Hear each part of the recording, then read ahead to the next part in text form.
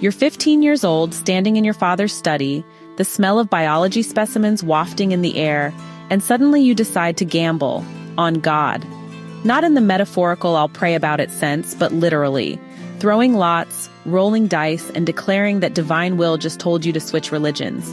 That's our boy. And to make it even better, he believes gambling itself is holy, so long as you don't spend your winnings on anything fun. Charity, tuition, flea market shoes, yes. Fine wine and pleasure? Absolutely not. That's sin. And if you think that's eccentric, wait until you meet the woman he's destined to cross paths with. A wealthy heiress who buys a glass factory because she wants to liberate women, but also compulsively gambles away chunks of her inheritance while lying awake at night terrified of ending up penniless. Together, they're about as stable as two dice rolling on the deck of a storm-tossed ship, which, by the way, is exactly where they meet.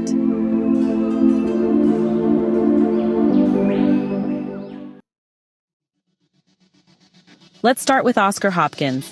Raised in a strict religious household by his father, Theophilus, who's not only a preacher but also a biologist, yes, the kind of dad who can lecture you about Genesis and Darwin in the same breath, Oscar's childhood is a mashup of church hymns and scientific specimen jars.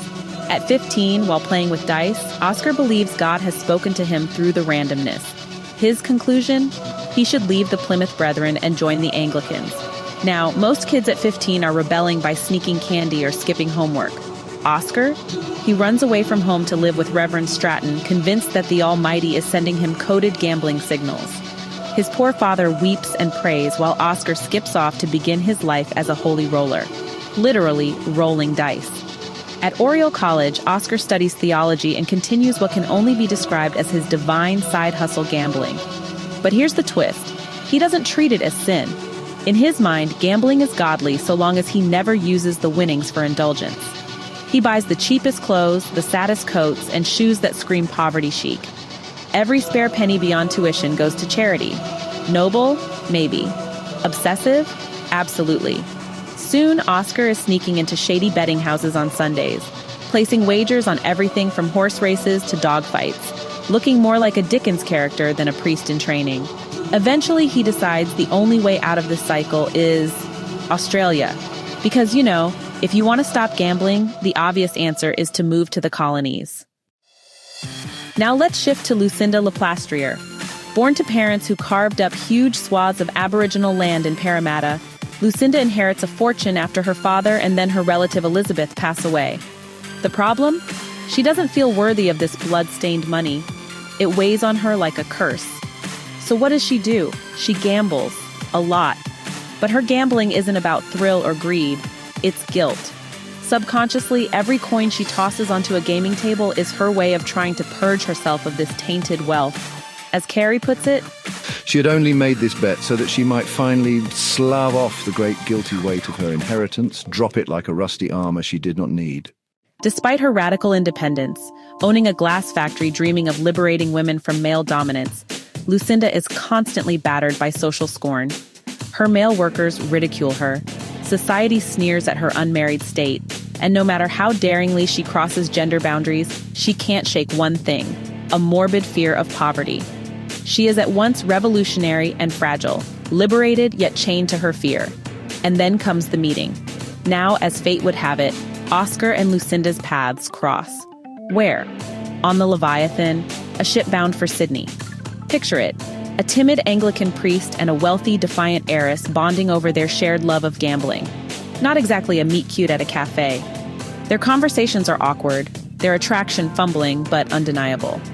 Two outcasts finally find someone who understands their oddities. Their friendship, and maybe something more, grows in this strange and offbeat way. But of course, miscommunication and emotional repression get in the way. Neither one can properly articulate love. Instead, they speak in wagers, hiding their feelings behind bets. And then comes the ultimate gamble, the one that really seals their fate.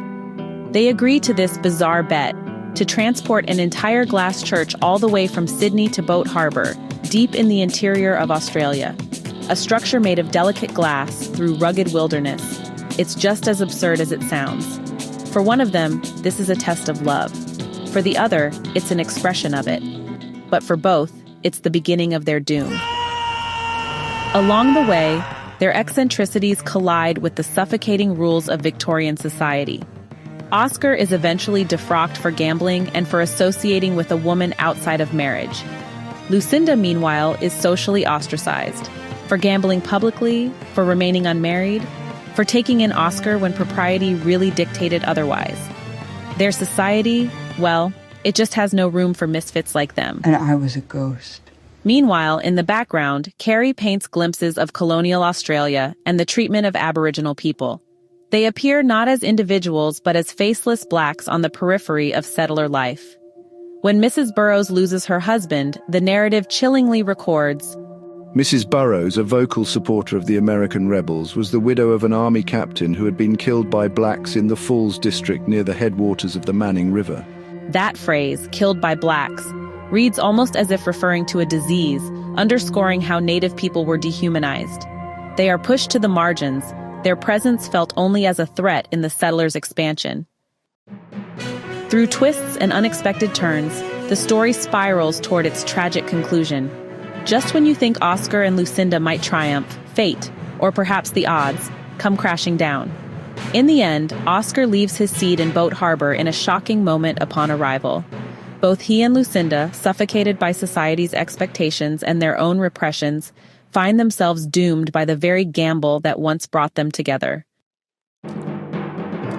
The novel I've been describing, part romance, part historical meditation, part tragicomedy of two gamblers who stake their lives on a glass church, is Oscar and Lucinda by Peter Carey, the 1988 Booker Prize winner. Reading this novel is like watching two fragile glass figurines wobbling on a table during an earthquake. You keep wanting to reach out and steady them, but you know they're destined to fall. Oscar's religious guilt and obsessive gambling, paired with Lucinda's feminist ambitions and simultaneous terror of poverty, make them both profoundly human and profoundly broken. For me, the brilliance of the book lies not just in the eccentric characters, but in how Carey uses them to mirror the larger social structures of Victorian society and colonial Australia. Both Oscar and Lucinda are punished for being misfits. He for blending religion and gambling, she for crossing the boundaries of gender roles. Their downfall isn't just personal weakness. It's society grinding down anyone who dares to be different. One of the strongest themes is communication, or the lack of it. Just like Jude and Sue in Thomas Hardy's Jude the Obscure, Oscar and Lucinda can't quite bridge the gap between affection and societal expectation. Their inability to express love openly becomes their undoing. Another key theme is colonialism and its silenced victims. The Aboriginal people appear only in the margins, never as individuals with emotions or names, except in rare instances. This marginalization in the text reflects their marginalization in history. Carey forces us to see how their erasure underpins the settlers' stories of religion, wealth, and ambition. Then there's sexual repression. Both Oscar and Lucinda are caught in a Victorian world where desire is suppressed, where purity and propriety suffocate natural human connection. Their emotional repression, born from social norms, makes their love story not only tragic but inevitable. And of course, there's gambling as metaphor. For Oscar, gambling is divine fate, an act of faith. For Lucinda, it's guilt transmuted into action, a way to shed the burden of wealth. For both, gambling becomes the language of love, the way they dare to connect when words fail them. But as with all gambles, the odds eventually crush them. Peter Carey, born in 1943 in Australia, is one of the country's most celebrated novelists. He's won the Booker Prize not once but twice, first for Oscar and Lucinda in 1988, and later for True History of the Kelly Gang in 2001. His works often grapple with Australian identity, history, and eccentric characters who push against society's norms. In Oscar and Lucinda, he delivers not just a story of doomed love, but a critique of Victorian morality, colonial injustice, and the fragile structures, social, emotional, even architectural, that people build and gamble their lives upon. So, if you've ever wondered what happens when a guilt-ridden heiress and a divinely inspired gambling priest decide to haul a glass church across the Australian wilderness, this book is the answer. It's eccentric, tragic, funny in the darkest ways, and deeply moving. Oscar and Lucinda is a gamble worth taking. Hey, thanks so much for hanging out with me today. If you're interested in diving deeper into this book, I've left some links down in the description. You can use it to grab yourself a copy and keep the adventure going. And if you're in the mood for more great reads, don't go just yet. Click on one of the videos popping up right now that I think you'll love. And don't forget to give this review a like, leave a comment, or even subscribe if you'd like to see more.